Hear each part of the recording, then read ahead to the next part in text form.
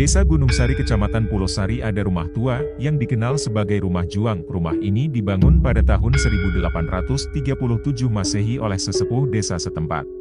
Masyarakat meyakini rumah ini pernah disinggahi Bung Karno, tokoh nasional. Desa Gunung Sari Kecamatan Pulau Sari ada rumah tua, yang dikenal sebagai Rumah Juang. Rumah ini dibangun pada tahun 1837 Masehi oleh sesepuh desa setempat.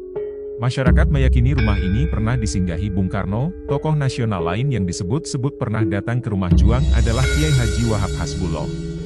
Beliau ini satu dari sekian ulama pendiri Nahdlatul Ulama NU. Rumah Juang di Desa Gunung Sari merupakan saksi bisu Gerakan Darul Islam, Tentara Islam Indonesia. DITII merupakan kelompok bersenjata yang diproklamasikan Kartosuwiryo di Jawa Barat.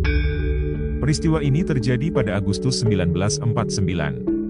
DITII lahir akibat perbedaan pendapat mengenai strategi perjuangan menghadapi Belanda. Bung Karno tidak menolak strategi diplomasi melalui meja perundingan, sedangkan Kartosuwiryo sangat percaya diri dengan kekuatan senjata.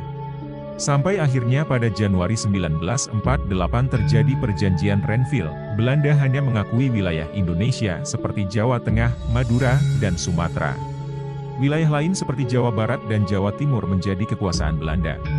Perjanjian Renville memaksa semua tentara Republik, termasuk tentara Kartosuwiryo yang kebanyakan Laskar Hizbullah, harus keluar dari Jawa Barat.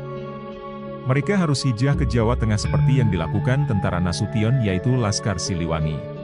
Namun Kartosuwiryo memilih tetap bertahan bergerilya di Jawa Barat bertempur dengan Belanda. Kemudian pemerintah Indonesia dapat kabar teman satu Kos Soekarno di Surabaya ini memutuskan mendeklarasikan Negara Islam Indonesia NII dengan tentara khusus bernama Tentara Islam Indonesia TII. Di kemudian hari gerakan DITII kerap bentrok dengan tentara Siliwangi untuk mempertahankan kekuasaannya.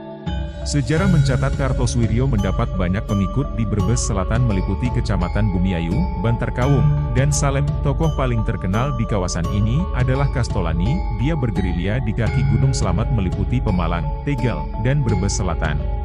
Mereka dilaporkan banyak melakukan pertikaian dengan tentara Indonesia setelah Belanda terusir.